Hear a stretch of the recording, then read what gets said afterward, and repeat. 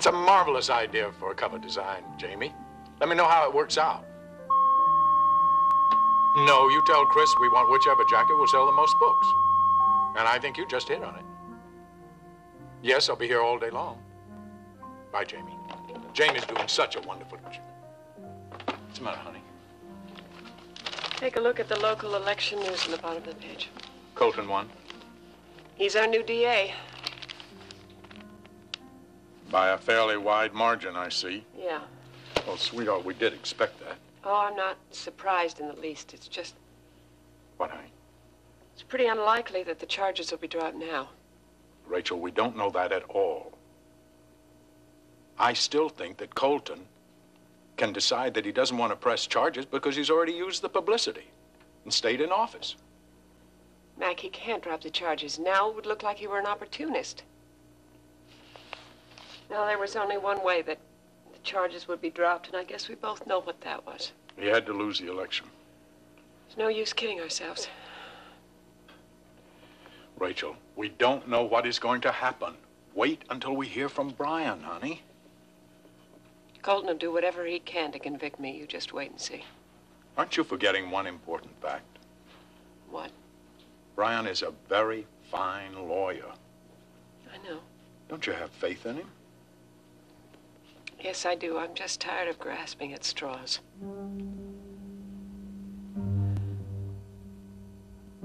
No. I just don't feel well enough, Harry. No, I think it's the same cold that I had week before last. Just can't seem to get rid of it. But I can work at home. I know there's a lot to do, and I don't want to fall behind. No, you don't have to send anything over. I took a manuscript home last night, and that'll keep me busy all day. Yeah, probably will be in tomorrow. Mm-hmm. Harriet, tell Cecile that I called. Thank you.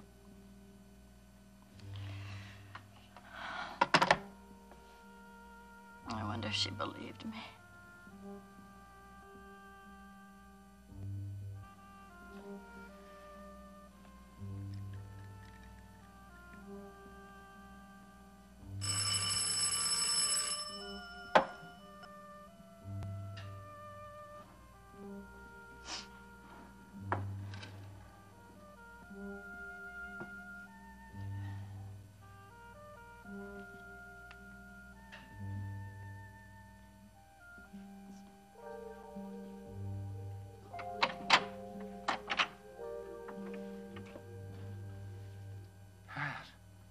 What's happened to you?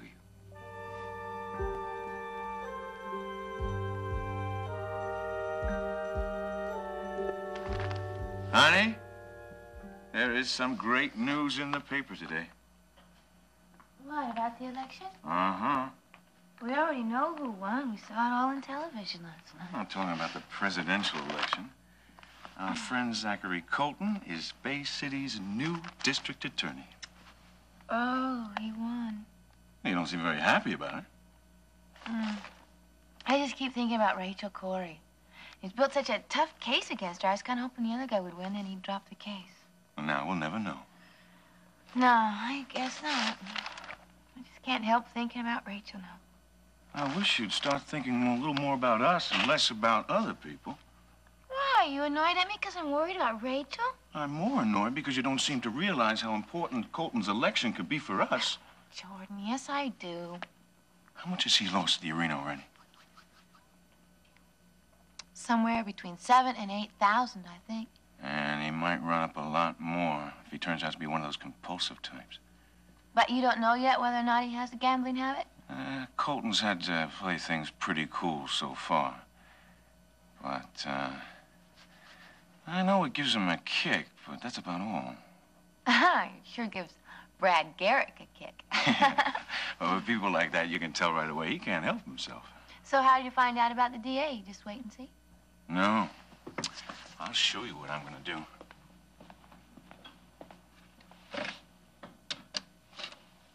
Operator? Yeah, get me, hold on. 555-8932. Thank you. Who are you calling? Just a minute. Mr. Colton, please. This is Jordan Scott calling. I know there must be a lot of calls coming this morning. I'll wait. I'm going to invite Zachary to the arena tonight for a victory celebration, even though I know it's not the right place for him to be seen after winning the election. If he accepts, I know that he's got gambling in his blood. Well, then what? Then I hope and imagine he'll be stopping in more often, running up debts he can't meet. So? So don't you think it's to our advantage to have the district attorney owing us money? Hello? Zachary? Yeah. This is Jordan Scott. Yeah, good morning, Jordan. Good morning to you, and congratulations. Well, thank you. I was just telling Blaine I think a victory celebration's in order. Oh, well, I had a little victory party last night when the final returns were in. Yeah, but that was for your campaign workers and supporters. I was thinking of putting together something just for you. At the arena? Yeah, sure. On the house. Bring as many guests as you want. Well, thank you, Jordan. That's very kind of you. Well, I'm just not sure that the arena should be the first place to put in a public appearance after winning this election. Make it a private party. There won't be a member of the press within a mile of the place. Well, you know how word gets around. Well, then let's leave it a standing invitation. Come if you feel like it, and stay away if you don't. Well, yeah, all right. I'm not sure I could, let you know right away anyway. So make a last-minute decision. Okay, fine. Thank you, Jordan. Sure. Well, thank you, and I'll see you there tonight, I hope. Bye. Well, no tonight.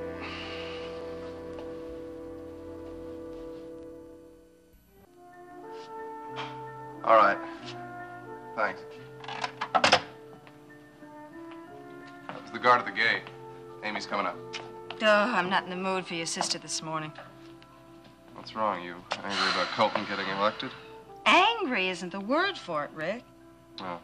What, did you think he wouldn't have to testify against Rachel if he hadn't? Oh, I suppose that it's a dream I have, but I guess nothing's going to stop this trial now. It's going to be very unpleasant for you. It's going to be horrible for me. As you know, the Coreys have become very dear friends. Yes, and I hear they're very fine people, They're too. wonderful people, but with all this happening, I wish now that I'd never even met them. Oh. Oh, would you let her in?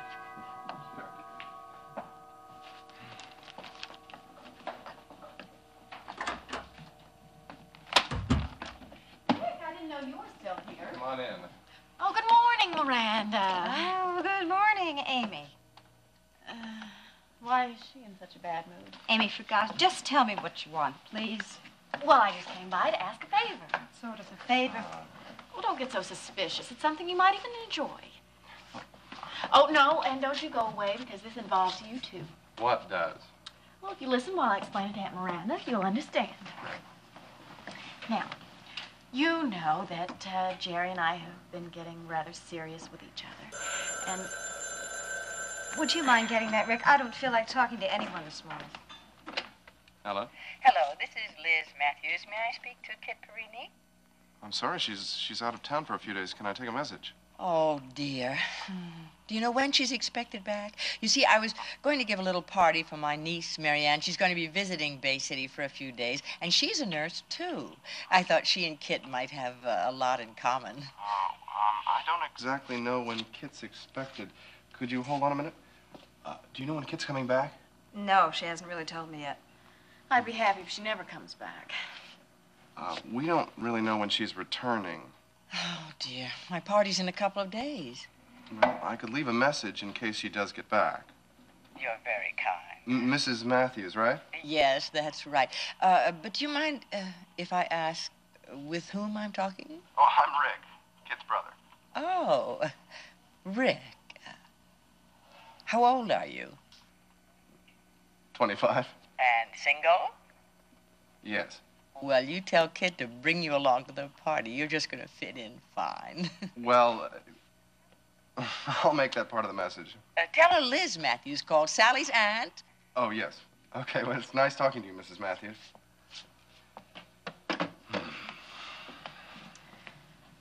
Liz Matthews? Yes, she invited me to a party if Kit gets back. You know me and parties. Yes, I do. And I hope you will overcome that prejudice, at least for tonight anyway. That is, if our darling aunt will consent to give a dinner party for Jerry and his mother. A dinner party tonight? Oh, please. This is the favor you wanted to ask me. I wouldn't ask it if it weren't really important to me. How many people, Amy? Well, I thought as much of the family as we could muster, although I don't think Dad will be in town. But Kit's not in town. Why don't we wait till she gets back? She wants to have it now so Kit won't steal the spotlight and her boyfriend. Isn't that right, Amy?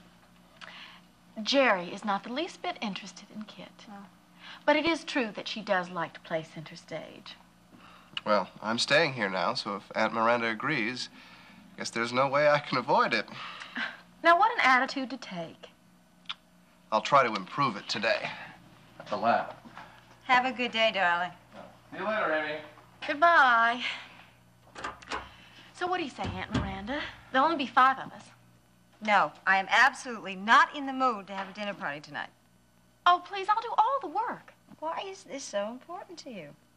Well, because Jerry is going to the state capitol tomorrow to take his bar exams. And I just thought it would be, you know, the perfect opportunity for all of us to get together. And particularly with Kit out of town. Oh, yes. But I didn't want to say that while Rick was here. He always takes her side. I just have to ask you something. Why should it be such a threat to you if you and Jerry are getting so serious to have Kit around? Because I don't know if Jerry knows how serious I am yet, and I want to win his mother over. So you intend to surround her with family to do that? I know how charming you can be when you want to be.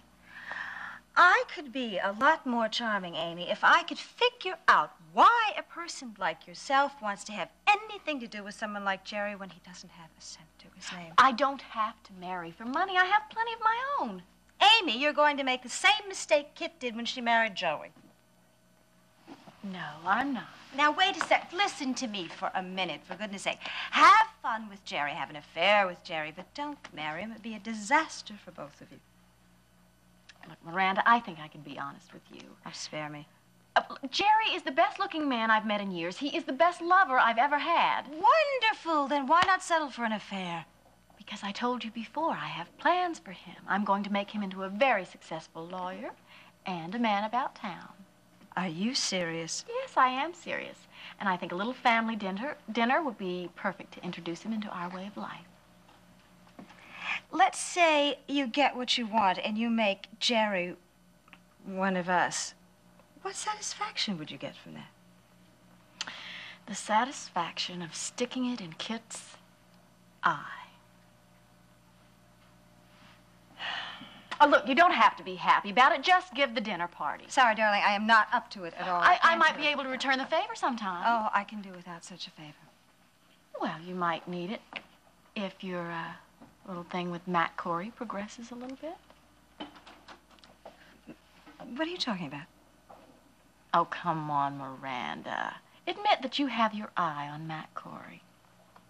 Ridiculous. Do you think I'm fooled by all those friendly overtures to Mac and his wife? Amy, those overtures are very sincere. Rachel's been having terrible trouble. Oh, so you're going to help them by being a witness for the prosecution? I am being a hostile witness, and both Mac and Rachel understand that. Well, how long do you think they would understand if word got out that you would like to see Rachel behind bars so that the field would be open for you and Mac? And you will make sure that that word gets out, won't you?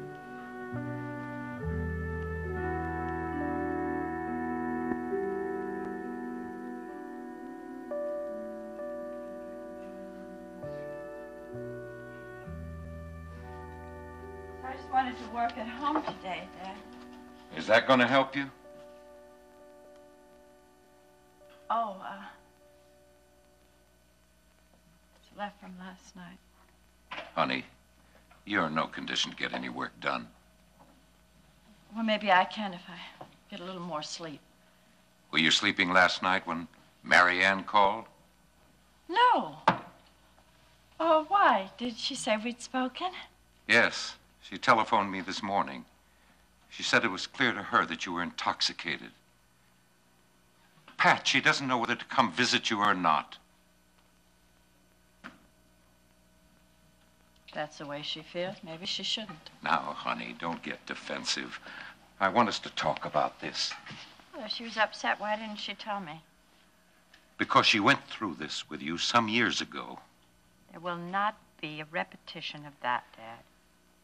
Marianne thinks she sees the same danger signs. By the time she gets here, it'll be all right. That'll only give you a day or two. Is it enough time? Yes, of course it is. I'm not a basket case, Dad. I can pull myself together. Dad. Please. She's my daughter. I want to see her. I know you do, honey. Just please call her on the phone and tell her that everything is all right. How can I guarantee that? You have my promise. I don't doubt your sincerity. Dad, please, give me a break. Marianne, it's just what I need right now. Don't you understand? I can straighten myself out for Marianne. I'll be fine. I won't drink anymore. Oh, maybe you're right. Please.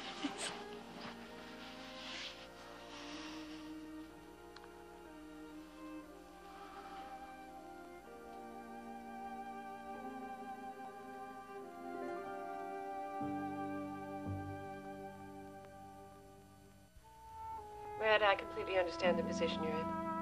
I know you do, Rachel. I just wish there was some way I could get out of taking that witness stand. Have you already received a subpoena? Oh, yes, I did, yesterday morning. Then you have to honor it, otherwise you're in contempt of court. Why did Colton have to win that election? We knew all along he was going to win. Now that he's elected, we're just going to have to make the best of it. I told him specifically I did not want to testify in court. What did he say? Oh, he said he wouldn't mind in the least if I were a reluctant witness. Well, if it's any comfort to you, Miranda, we have another very good friend who's in the same terrible situation. Oh, who? Tracy Matthews. The singer. Yes, see, she was a close friend of Mitch Blake's, and of course she worked for him in the supper club. So Colton thinks that he can get a testimony from her that's going to help his case against Rachel? Apparently. If it's any consolation, Miranda, Brian Bancroft told Tracy something that made her feel better about the situation. It might help you. What is that? He said that he would get a chance to cross-examine her after the DA was finished with his questions, and that he would be able to repair any damage that had been done. I might also add, Brian is a very skillful trial lawyer, so I think you can be confident that any testimony you give will be helpful to Rachel, not the other way around. Oh, thank you. It does put me a little more at ease. That was our intention. Mac, I forgot. I had promised Amanda that I would take her for a walk. I should do that now. Oh, Excuse right, me. darling. Of course. Oh, Rachel, why don't you bring Amanda through here so she can say hello to Miranda? Yes, I'd like very much to see her. All right, I'll be down in a minute. I want to thank you very much for coming over here. Oh, Mac, don't mention it. I know how difficult it must be for you. Yes, I just wish there was something I could do about it. Well, I'm desperately hoping that nobody has to do anything about it. You are? I've been speculating that Colton may drop the case now that he's won the election. But I'm not going to breathe a word of that in front of Rachel because I don't want to raise any false hopes. I see. Well, I think you're very wise not to mention it to her, to keep it to yourself, and I certainly hope that you're correct.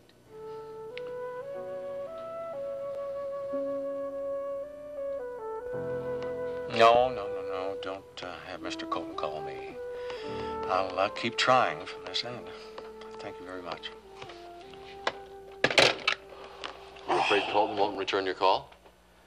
Well, he's always taken his own sweet time about that in the past. You look worried, Brian. I am. You don't think Colton's going to drop the charges against Rachel Corey now that he's been elected DA? Well, as you know, I had those hopes earlier in the week. But now I don't know, Jerry. Is it just a feeling you have? Yeah, I suppose. Tell me, how do you feel about taking those bar exams earlier this week? I'm pretty nervous about it. Well, that's normal. You'll come through all right. You know, I was thinking if I did, I might be able to sit with you at the defense table. Oh, that would be great, Sherry. If you get your certificate in time. Oh, no, I didn't mean to imply I'd actually be ready to assist you. Well, why not assist me? You certainly know the case. Yeah, I guess I do at that, don't I? Well, I better try Zachary Colton again.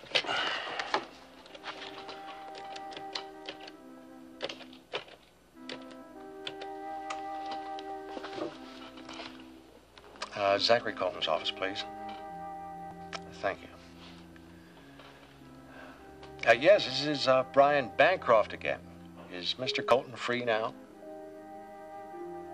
Oh, thank you. He's coming on the line.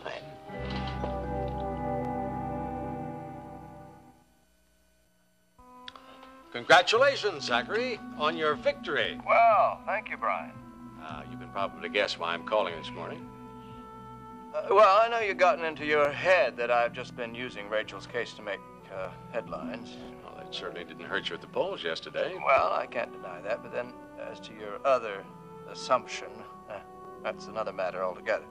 My other assumption? Yeah, didn't you also predict that I'd be dropping the charges once I got elected? Is that why you're calling, Brian? Well, I thought you had a weak case from the beginning, Zachary, and I still believe that. I think it would be a grave mistake if you pursued it. Well, for me or for you and your client? For everyone concerned. You know, Brian, the trouble may just lie in your basic premise there that I don't have a strong enough case for conviction. Oh. Well, that's still the way I see it, Jack. All right, then why are you so worried? I mean, you're a very able defense attorney, Brian. If anybody can get Rachel Corey acquitted, you're the man to do it. Well, I suppose I should thank you for the compliment. Well, I'm just making a point, Brian. Am I to believe that you don't care whether you win this case or not? Of course I want to win it, but if I don't get a conviction, it won't matter too much. I'll still be in the office. Is that all that matters to you? What about the Coreys? Don't you think it will matter a great deal to them if they have to go through a public trial? Even if they win, it will be a terrible ordeal. Yeah, well, I'm only doing my duty as district attorney, Brian. That's not how you see this particular case, and you know it. Listen, I'm sorry, Brian. I've got some other congratulatory calls. Now, wait a minute. I haven't finished. Yeah, all right, but make it quick, will you? I just want to add that if you have any doubts about your case, the decent thing would be to call off the trial right now. I don't think it's such a decent thing to let a murderer go free. Do you, Brian? The shooting of Mitch Blake was a terrible accident. Well, we'll find that out in court, won't we? Brian, I really have to go now. I'll talk to you sometime soon, No, all right? Zachary, wait a minute. Zachary? Jerry, I want you to learn everything you can from me. And in 2 years, I want you to run against Zachary Colton for the office of the district attorney, and I want you to win.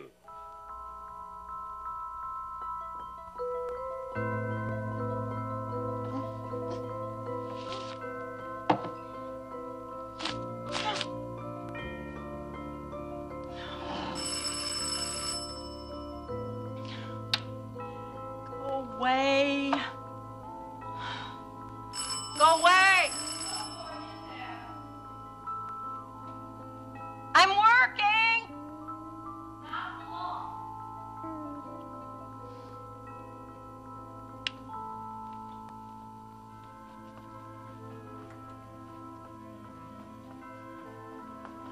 What do you mean by that?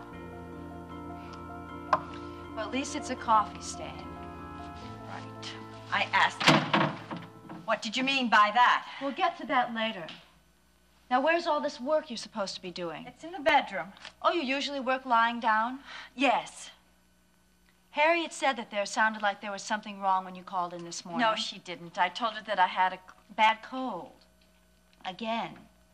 Oh, Pat, you're so transparent. You didn't come over here because of your secretary. You came over to torment me. No, you're completely wrong. I came here to protect my staff's morale. What has your staff's morale got to do with me?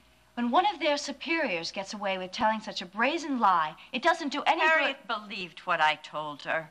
No, she didn't. It took a while to get it out of her, but she finally admitted that you sounded drunk. That's because you probably forced her to say that. No. She volunteered it all on her own. Shocking, she said. Shocking that dear Mrs. Randolph could be an alcoholic. I think that's quite enough, Cecile. I'm going to give you a choice, Pat. You can quit now and be ahead of the game, or you can force me to do something very distasteful. Cecile, I don't care what you do. You don't care if I go to Jamie with the truth and tell him why I can't work with you any longer? Jamie won't believe you. If he saw you in your present state, he would. I do my work when I'm at the office, Cecile. Yes, when you come to the office, which isn't very often these days. I'll be there tomorrow. Pat, if Jamie doesn't believe me, I'm prepared to go straight to Mac and tell him what's been going on.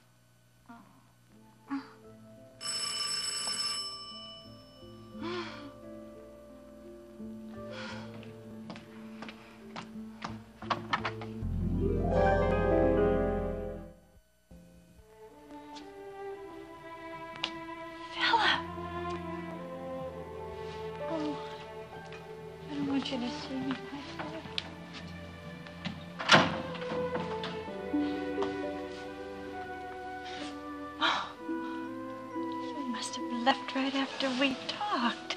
I did. I caught the first flight out. I can't believe you're here. How did you manage to tear yourself away from Jenna, Philip? Look, you. I'm not interested in discussing my personal life or anything about Jenna or anything else with you. Right, I'll bet. But I am interested to find out what you're doing here. You know, I know the whole story. Every step of the way, Daisy told me. Remember? Our mutual friend, Lady Belton?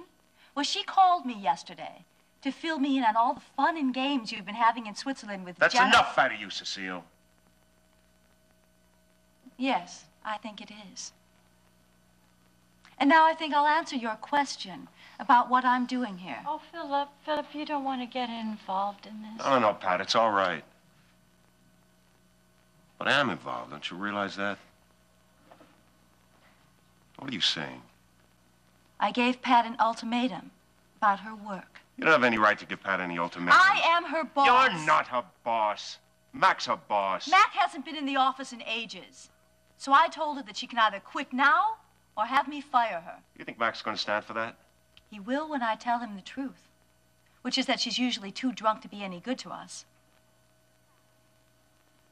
So, Pat, what is it? A dignified resignation or an ugly dismissal? Pat will be in her office first thing tomorrow morning, ready to work. Sober? Yes, Cecile, sober. Well, I won't hold my breath.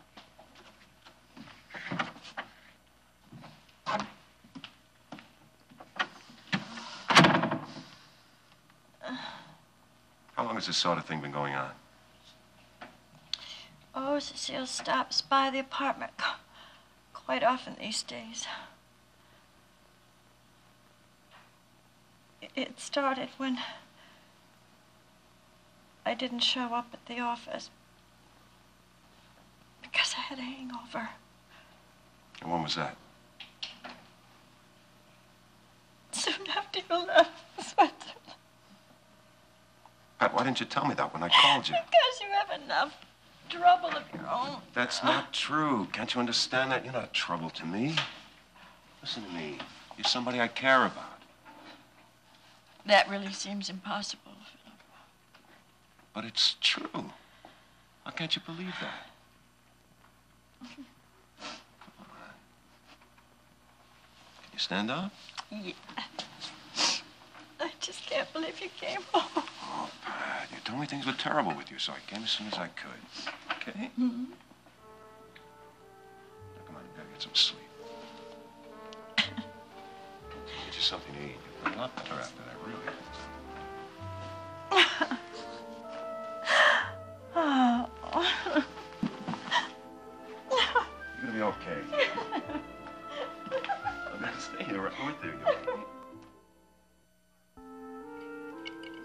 Amy. Margot, it's so nice of you to come on such short notice. It's funny. I was just thinking how nice it was of your aunt to invite us. Oh, well, Aunt Miranda's always entertaining, aren't you? Yes, particularly when I'm in the mood, Amy. Jerry, now, are you sure that I can't get you a drink? No, I better not. What? Just... No, really, I better not. Playing it safe, huh? Yeah, I've got to stay in shape for the bar exams tomorrow. Ah, how long do those take? 2.5 days. 2.5 days? Oh, well, it's not that bad. But it's so long. But think what he'll have when he gets through. A license to practice law. If I pass. You'll pass. Well, look, enough about me and my bar exams. Let's hear what Rick's been up to out in that experimental lab of his. Oh. Do you mind talking about it? No, I'd love to. Good, because I'm dying to hear what he's been up to. Would you all excuse me for a minute, please?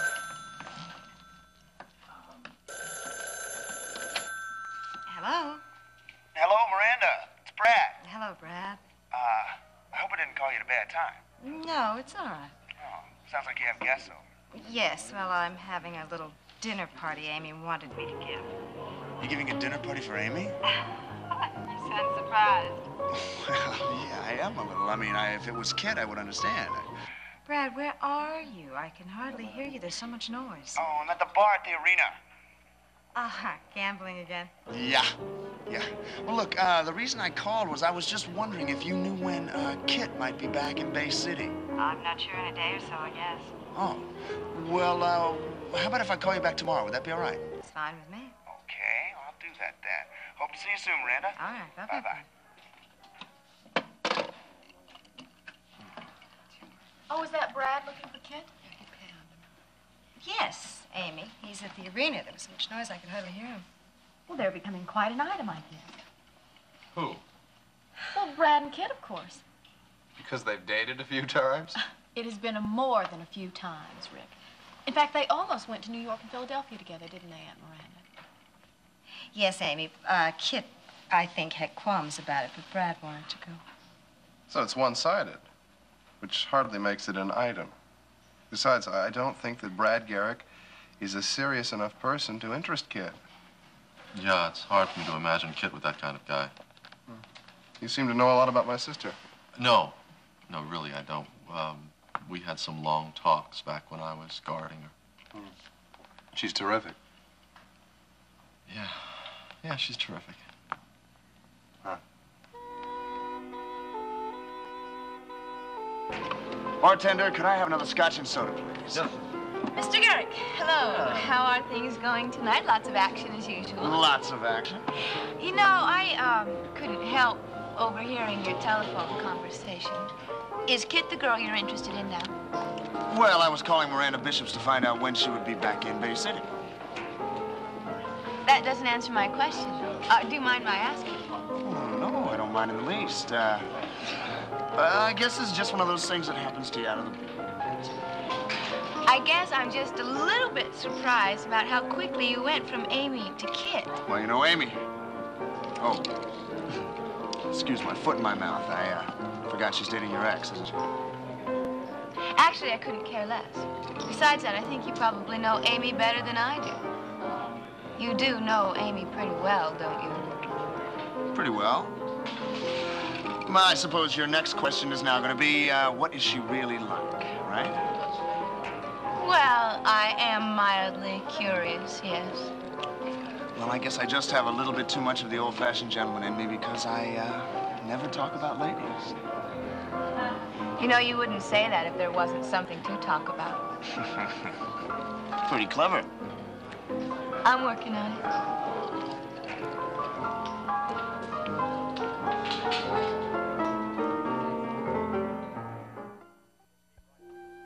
Rachel will be right with us. She putting Amanda to bed? Yeah, just getting her settled down. Mac, did you tell her that Zachary Colton isn't dropping the charges? Yes. How does she take it? Very well. She's not upset? She didn't expect the charges to be dropped, so it didn't come as a surprise to her. Well, I'm glad to have a moment with you alone, because there's a question I have to ask you. Privately. Concerning the case? Yes. Well, I don't know why you want to see me without Rachel present. You know how much she dislikes it if we keep anything from her, Brian. Yes, I know, but this is a little different. It's a rather delicate area, I'm afraid. What is it? Well, I want to know if you're prepared to have the whole story of Janice raked over in the trial. It's necessary for Rachel's defense, isn't it? There's no question about that. Then there's no question about my position either. I'm perfectly prepared to have the whole story come out. It means everything, Mac. How she duped you, how she attempted to poison you, how she finally died. It won't be easy for you, having it all dragged up again.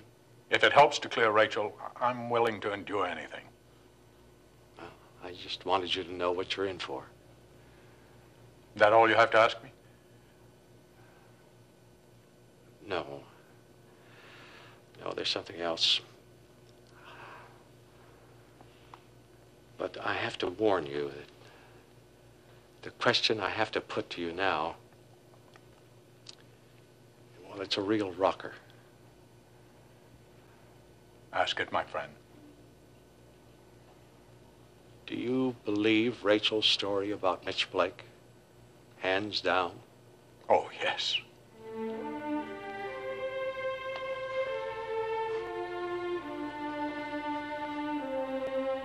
Jordan, Yeah, what is it? I think we've got a little bit of trouble. Why, what's wrong? Well, there's a guy in there that had too much to drink, and his wife can't pry him away from the blackjack table. Is he losing? Yeah, he's losing a lot, but it's because he doesn't know what he's doing. Every time he gets 19, he has to be hit. He is drunk. Do you recognize him? No, but he looked like somebody important. What do he look like? He's sort of tall, thin, about 50. Oh, you said hello to him when he came in. Well, that's Harold Watkins. He's the president of Watkins Pharmaceuticals. He is important. Well, what do you want to do? Well, if we can't pry him away from the table, we'll give him his money back tomorrow. That'll be good for business. It'll also make his wife happy. Yeah, right. Well, come on, I'll see what I can do.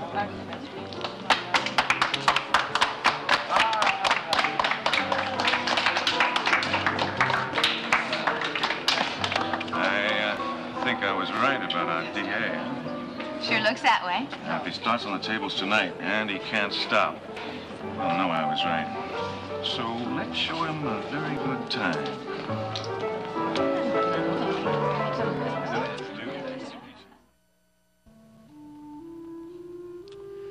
That was the toughest question I ever had to ask a good friend. You were right to ask it, Brian. You can't take a chance on having any surprises pulled on you from the witness chair. Exactly.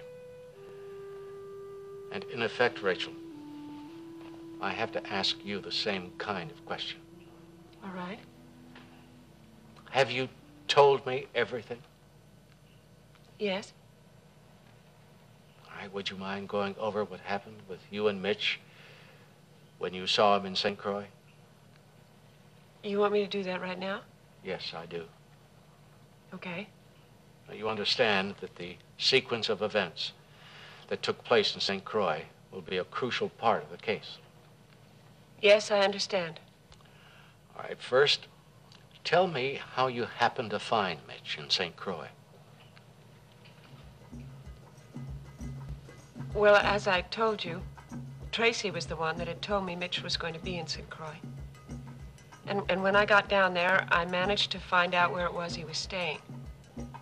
So then I just decided that I'd go over to the hotel and hang out there. Trouble was, he found me before I found him. And then you spent a bit of time with him after that. I had to.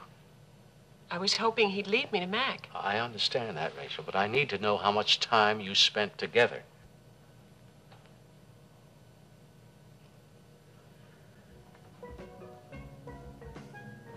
Well, we spent the day on the sailboat together.